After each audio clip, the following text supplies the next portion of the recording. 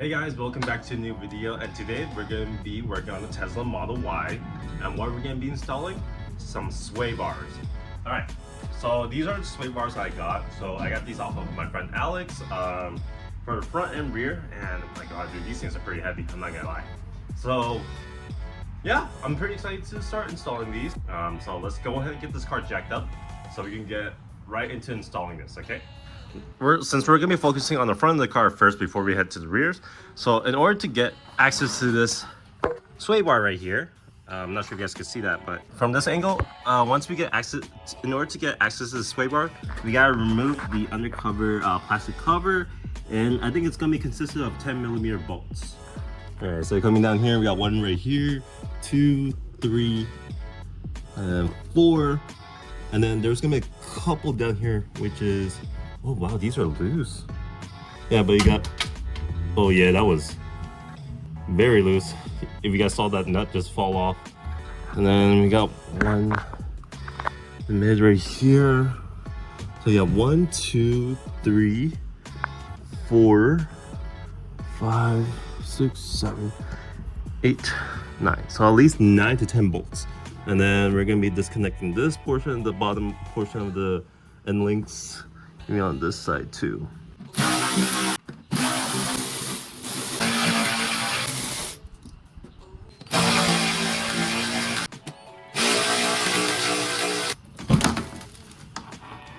This is where the sway bar is.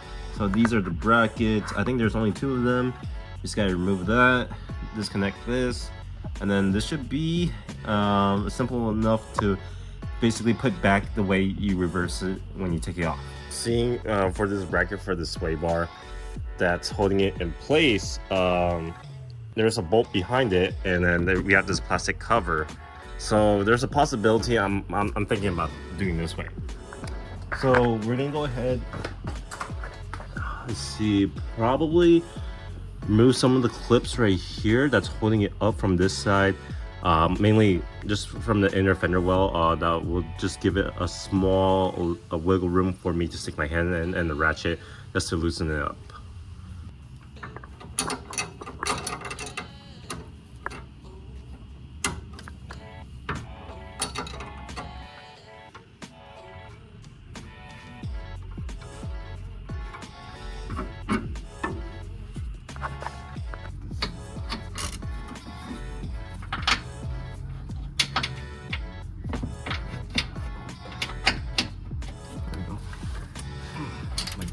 Oh, perfect. Yeah, easy.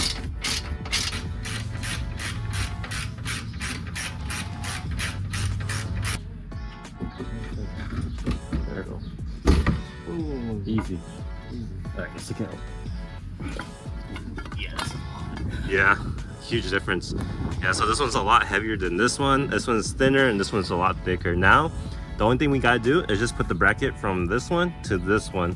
And just in case, since I got this off of my friend, we're gonna put extra grease on it just in case so it doesn't make any more noises. Haven't tried with there? So they're already greased, but yeah, I'll rather just put more grease just in case. So before we start putting the metal bracket on to this side, so I noticed that before taking this off, there's this rubber tab here. So as long, there's one on both sides, right there, and one right there. So as long as you guys push one of the rubber tabs, you guys can pry this off by hand. It's gonna take a little bit strength in order to take it out, but as long as you push in these rubber tabs right here, you guys should be able to take this off.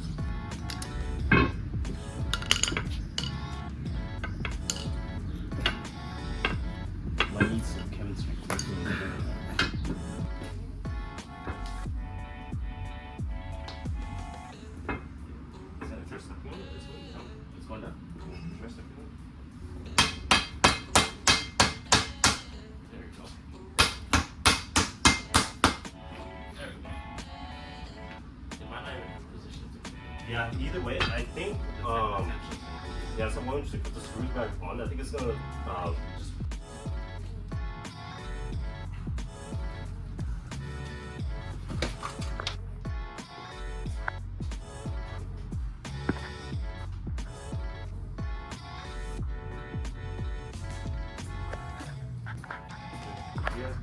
Okay, we are still on the front, and so Ryan and I just discovered that we put the sway bar upside down. We're fucking idiots. Yeah, we're literally fucking idiots. We were literally just sitting here, you know, watching videos and everything that, going back to our old clips and everything before we continued to the back, and we realized that this thing was facing upside down because even in other videos, this thing was curving up instead of curving down.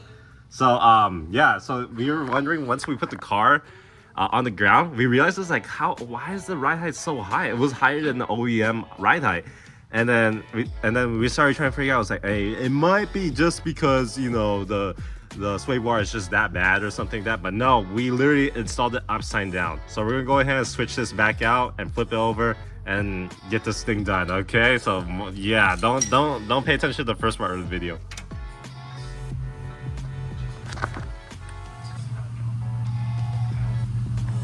All right, so now the front is done. Now we're going to be starting to move on to the rears, and luckily enough, we're going to make sure we pay attention how we're going to install it this time, because hey, Ryan and I are really just dumb for putting that upside down, even the bracket. Alrighty, so the rear one should be a little bit more easier. So this is the plastic cover that's underneath. This is going to be the center of it. So this side is facing towards the car, and this one's facing the rear of the car. So you're gonna remove these two bolts, this one, this one, this one, and then all 6 of these on the top. They're only 10 millimeters, and then when it comes to the side, you're gonna remove a plastic clip on both sides. That should be it, and then you're able to remove it and then gain access to the rear sway bar. Once we remove that plastic cover, it's so easy to gain access to the bracket because it's just 2 brackets, bolt right here and one behind here, and we have so much clearance to actually wrench this out and just put it on. Alright, so when loosening up the end links for the rear, so the size for this, for the nut is gonna be 15, so you will need a 15 millimeter wrench, and then the start bit is gonna be the size of T30. So once you get that, you can go ahead and loosen that up.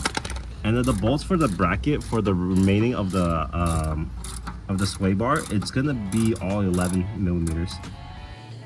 All right, now the OEM one is out. We're about to put the aftermarket one in. It's pretty simple process, same thing as the front. Remove this bracket, put it on here, and then wherever end length you want, you guys put on which notch.